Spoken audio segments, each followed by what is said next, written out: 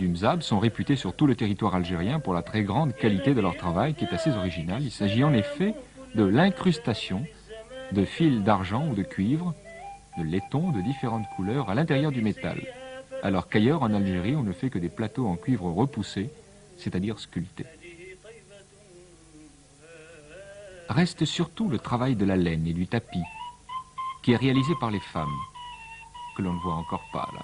Et pourquoi? Eh bien tout simplement parce qu'au Mzab, on applique avec la plus extrême rigueur la loi coranique qui interdit aux femmes de dévoiler leur visage à qui que ce soit, à l'exception de leur père, de leur frère ou de leur mari, ou à l'extrême rigueur d'un eunuque. Mais le résultat, c'est qu'au Mzab, les femmes ne doivent pas exister pour le regard des hommes, et à plus forte raison pour leur caméra.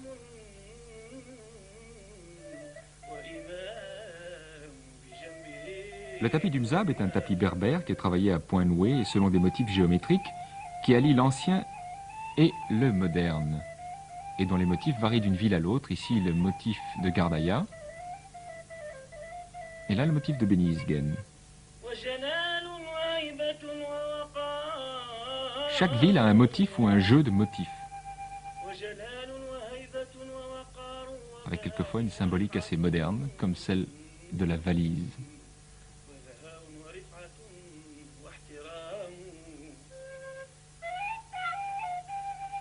Et c'est ainsi que le travail des femmes est exposé dans la rue qui devient comme une maison pour l'étranger et pour le nomade.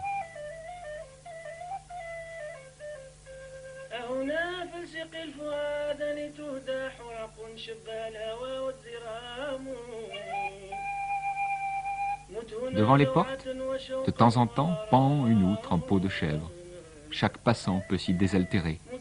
La ville doit permettre le repos, la réfection des forces.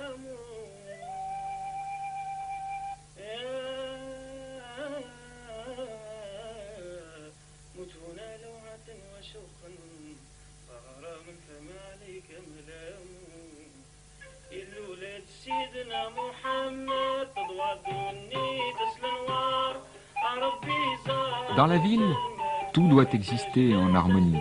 Les anciens surveillent la vie de cette société et son image.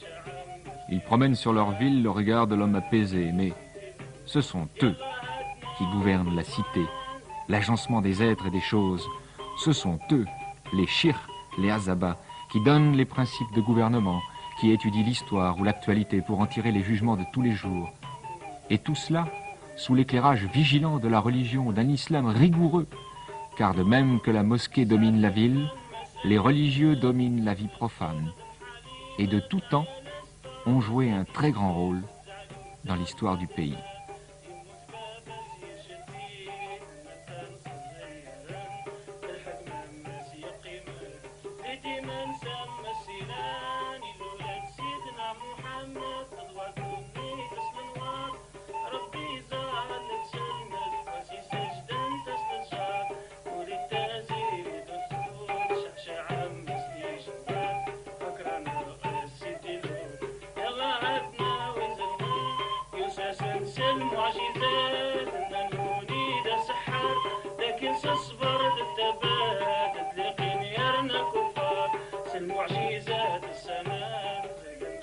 Ce vieux shirk, que la terre lui soit légère, c'est Shirk Omar Ben Aïssa, qui vint négocier en 1920 avec Georges Clémenceau la question du service militaire des jeunes Mozabites. Et il obtint gain de cause. Et le service militaire n'est obligatoire pour les Mozabites que depuis l'indépendance de l'Algérie.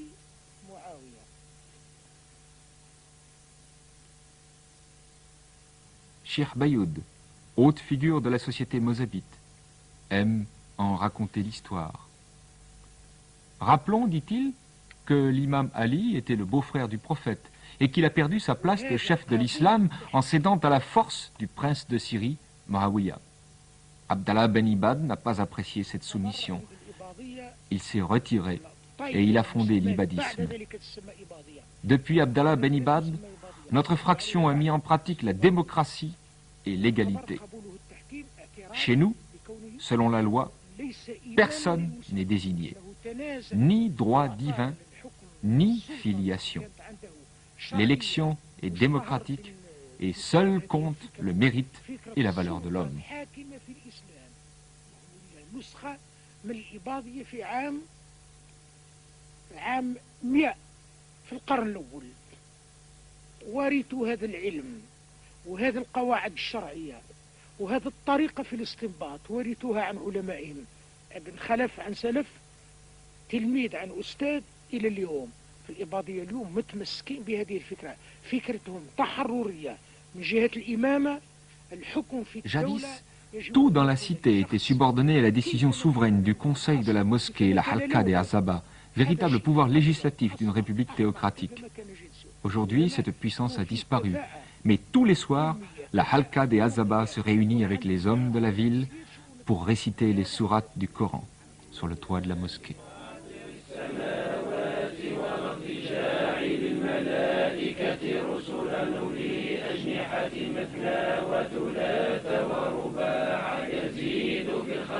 Les fonctions de la halqa des Azaba sont assez nombreuses. Elle doit enseigner le Coran et la morale aux enfants, elle doit laver et ensevelir les morts. Elle, seule, prend la décision terrible d'excommunier un fidèle. L'excommunication, la tébria, est une véritable mort sociale. L'excommunié est totalement coupé de son milieu. Personne ne doit plus lui parler, le regarder ou commercer avec lui. Et seul un repentir sincère peut le faire réintégrer dans la communauté des croyants. La vie intellectuelle et religieuse, étroitement liées, sont constamment entretenues. Par exemple, dans les bibliothèques, dont celle du célèbre Shirt Fiesh, qui vivait à Beni Isgen à la fin du XIXe siècle, et dont la renommée s'étendait à tout le monde musulman, à tel point que des savants venaient régulièrement de Zanzibar pour le consulter sur des points de théologie.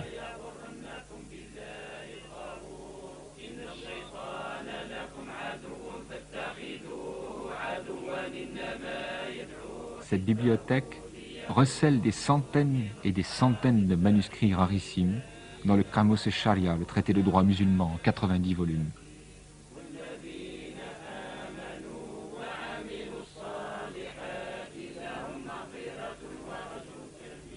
À Guérara, il existe depuis 1925 une des plus grandes médersas d'Algérie, l'Institut El Hayat, ce qui veut dire la vie, fondé par le Cheikh Bayoud, disciple du Shirt Fiesh. Aujourd'hui encore, dans cet institut, on enseigne les langues anciennes et modernes, le français et l'arabe, la morale, la religion ou les mathématiques, avec une égale compétence.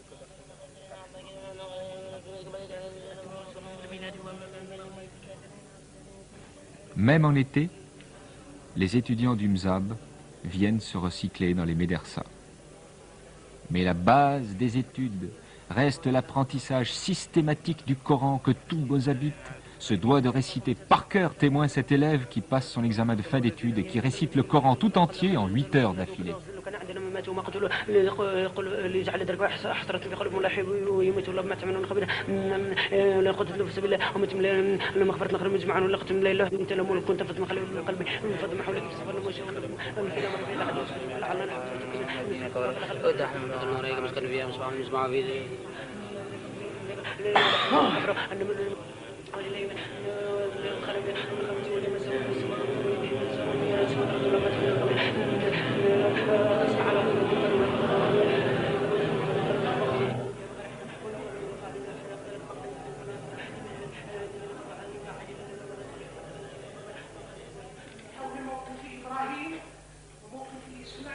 La force et la présence de la religion sont aussi très présentes dans la cérémonie de la zakat.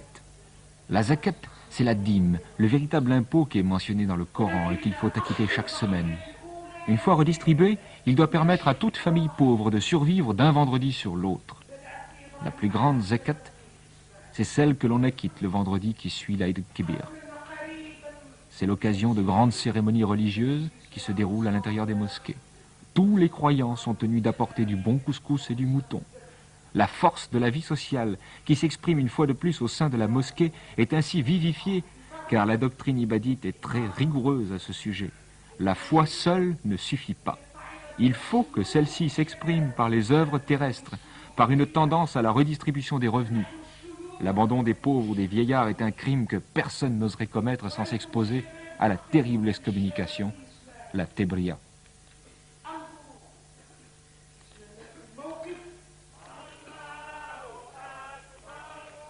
Enfin, et surtout, La force de la vie sociale s'exprime tout particulièrement dans la cérémonie la plus centrale pour toute société, celle du mariage.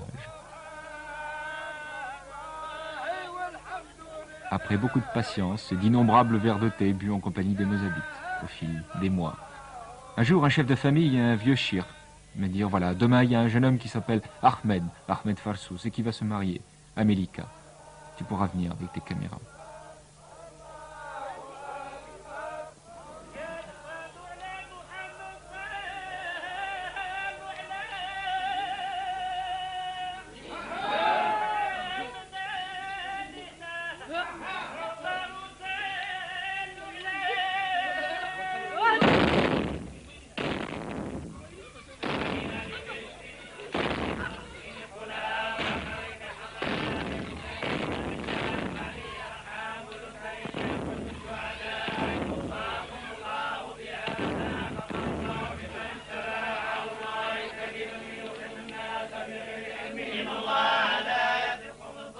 Les chirs, les azabas, principaux invités, arrivent.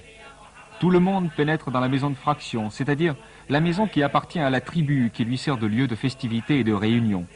Alors commence la récitation des prières et des sourates du Coran. Et quant à la mariée, eh bien, elle n'est pas loin, elle est dans une maison voisine, où se déroule une cérémonie tout à fait semblable, mais exclusivement réservée aux femmes, cérémonie à laquelle il était bien entendu exclu que nous puissions nous rendre. La compartimentation est ici totale. Le mariage est célébré en 2 cérémonies distinctes et le marié ne pourra rejoindre son épouse que le premier soir du mariage qui dure 3 jours, comme dans la plupart des pays musulmans. La véritable cérémonie du mariage, l'acte officiel en quelque sorte, qui correspond au passage des anneaux dans le monde chrétien, c'est l'habillement du marié par les azabas, par les anciens. La tenue varie toujours, selon les villes du Mzab, mais dans les détails. Fondamentalement, le vêtement externe reste le même. C'est un tissu de laine très fine, un haïk qui est drapé d'une façon traditionnelle. Le couvre-chef, le kéfier, est d'une importation relativement récente. Ce sont les pèlerins venus de la Mecque qui l'ont rapporté.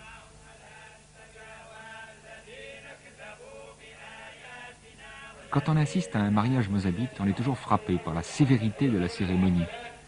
Pas de musique, pas de danse. Seuls sont autorisés les chants qui racontent la vie du prophète Mohammed, l'arrivée des ibadites dans la Shebka du Mzab, ou alors des poèmes en prose ou rimés, en arabe ou en berbère, qui exaltent la beauté de la nature dans la palmeraie.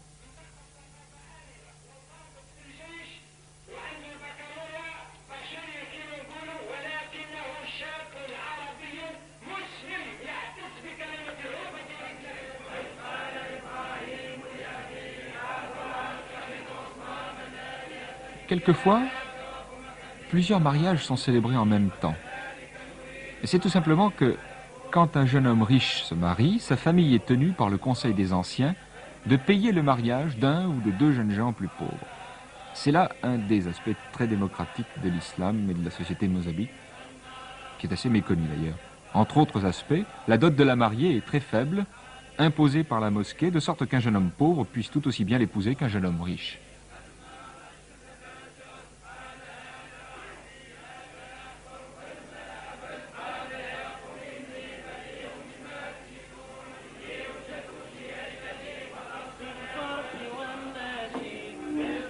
Une des conséquences de ce principe est que dans la maison de fraction, à l'heure du repas de mariage, les invités des plus pauvres se retrouvent à la table des plus riches.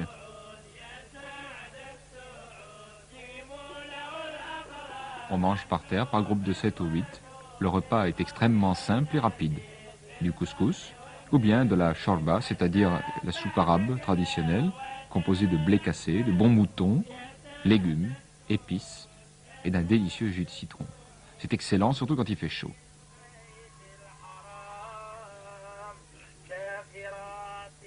Et puis tout le monde quitte la salle après le repas. C'est l'heure où le marié va retrouver sa femme qui, de son côté, en milieu strictement féminin, suit des formalités de mariage tout à fait semblables.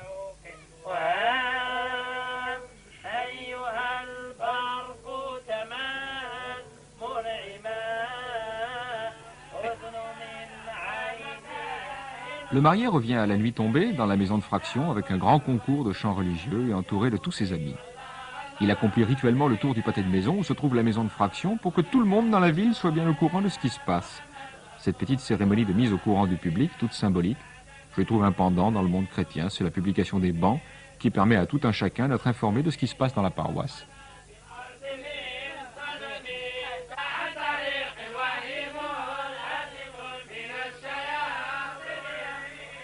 Après le retour dans la maison de fraction, les chants reprennent avec un interlude sportif, la seule distraction à proprement parler de la soirée, une démonstration de judo par les membres d'un club dont le marié fait partie.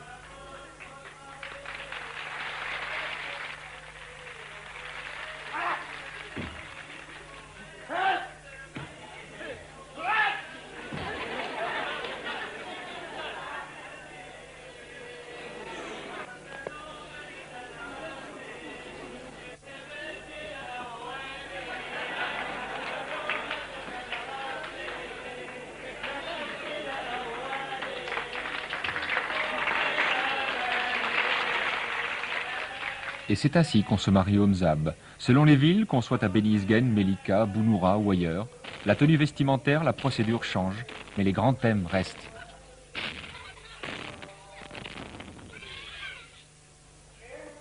Ainsi, le lendemain et le surlendemain, le marié et la famille du marié reçoivent dans la maison de fraction.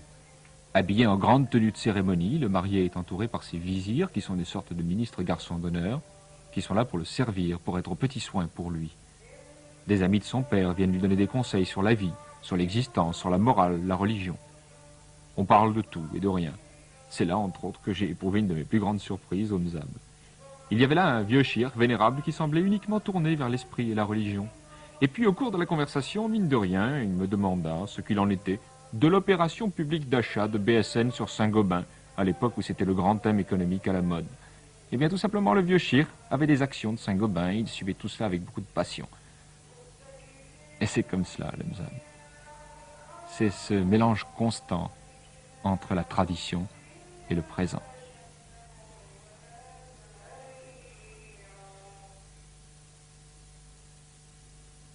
Cette tradition de simplicité et de sobriété, le Mozabite la respectera toute sa vie et jusque dans la mort.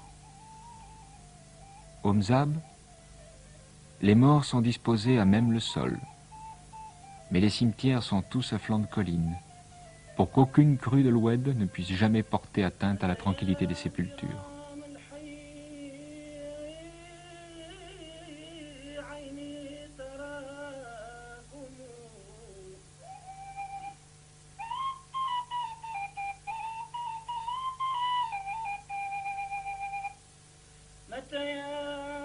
Les cadavres sont recouverts d'un peu de terre et de quelques débris de poterie.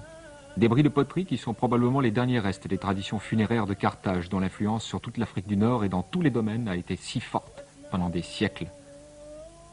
Ces modestes débris sont disposés par les femmes, qui viennent souvent rendre hommage aux disparus.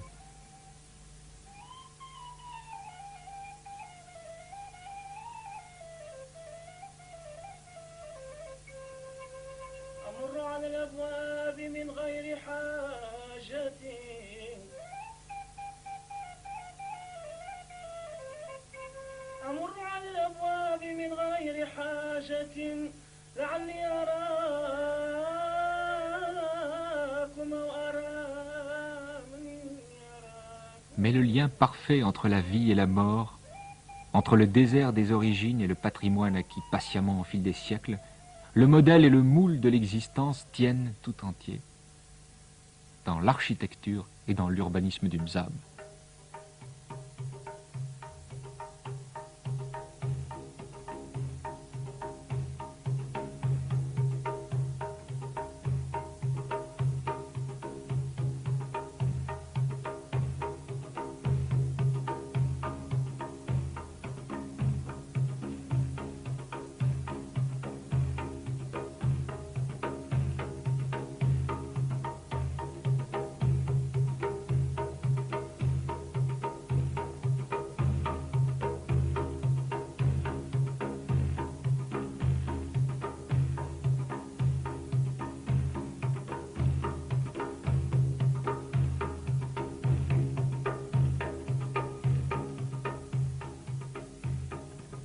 Avec les moyens volontairement les plus simples, la pierre, le timshent, le palmier, les bâtisseurs ont su rester fidèles aux préceptes du Coran.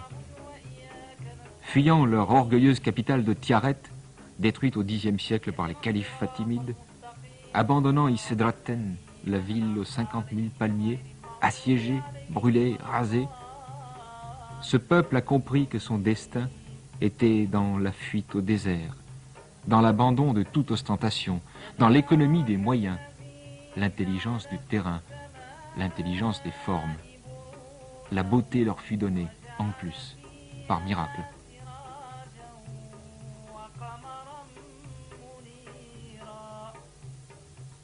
Rigueur et calcul, mais toujours à la mesure de l'homme.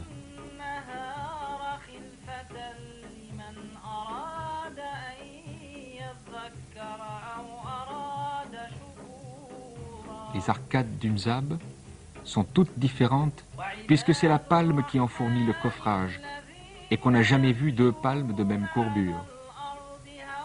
Soumission à la loi spirituelle, aux moyens donnés par le sol, par la nature, et maîtrise absolue des mêmes éléments. Là réside le secret de cette architecture, de cette harmonie suprême, de cette extraordinaire beauté.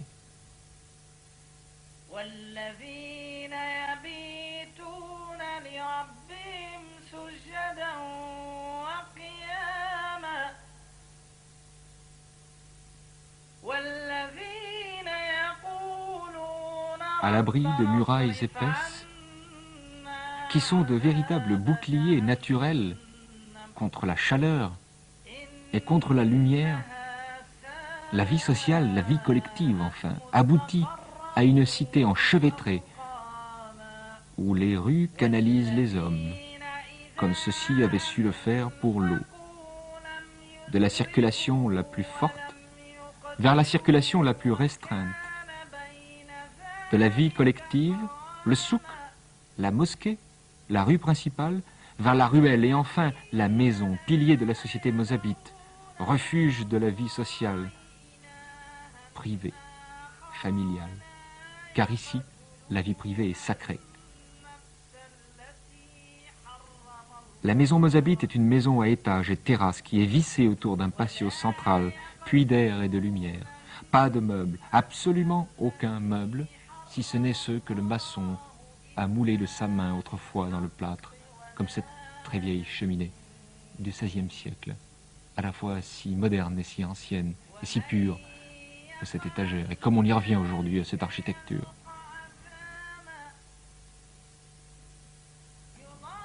La maison, c'est le royaume de la femme, qui veille jalousement à ce que la tradition du Mzab y soit conservée, qui y élève ses enfants, qui tisse pendant de longues heures des tapis superbes, ce que vous avez vu tout à l'heure. C'est une maison à la fois simple et merveilleusement intelligente. Mais dans le fond, là comme ailleurs, la plus grande simplicité est l'expression de la plus grande intelligence.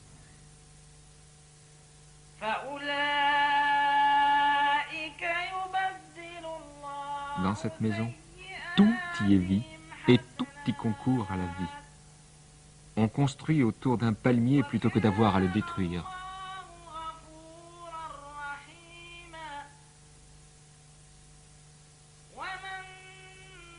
Et c'est pourquoi beaucoup les très grands architectes du XXe siècle, et surtout Le Corbusier, sont venus à Gardaïa, sont venus au Mzab pour regarder, pour réfléchir, pour s'instruire, pour s'en inspirer.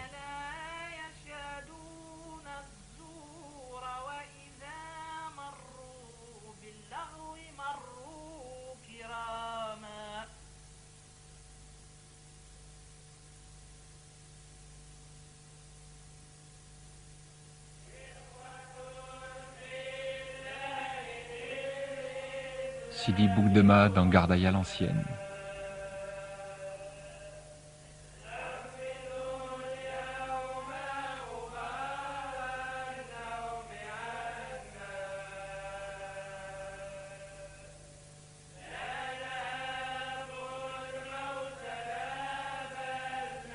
Sidi Ibrahim à El Atef.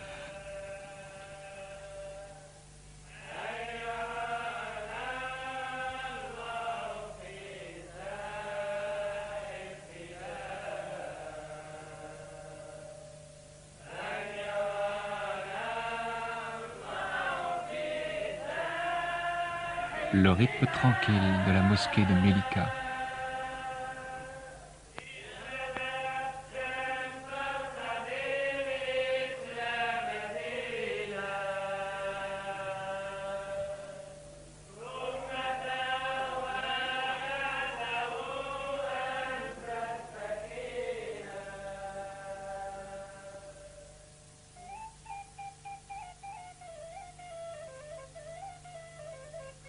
بدر كم سهرت عليك نوادر يا غصن كم نحت عليك بلابل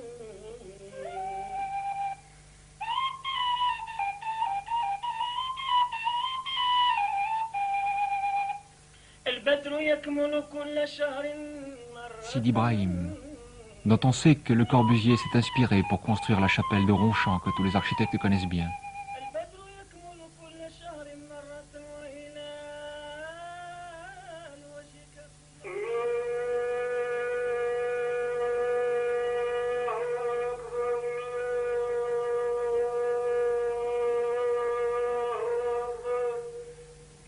Enfin, expression même de la spiritualité du Mzab, de cette vie religieuse intense qui en a assuré la pérennité depuis 10 siècles, la prière. 5 fois par jour, quittant ses activités familiales, sa maison, qu'elle soit dans la ville ou dans la palmeraie, le Mozabite rejoint la mosquée, carrefour de sa vie et de sa mort. 5 fois par jour, il monte vers la prière pour exprimer sa foi en Dieu, sa foi en l'avenir.